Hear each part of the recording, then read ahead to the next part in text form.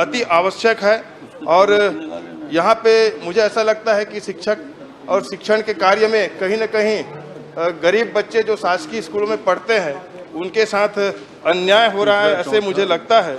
माननीय मुख्यमंत्री जी से मेरा प्रश्न है कि ये रिक्त पद कब तक पूरा किया जा सकता है ताकि बच्चों के साथ न्याय हो सके।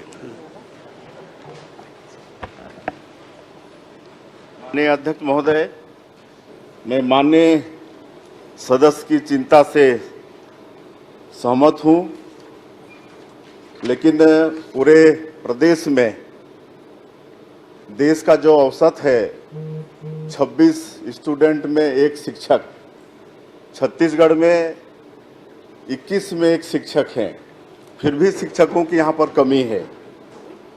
और कुछ ऐसी व्यवस्था हुई है कि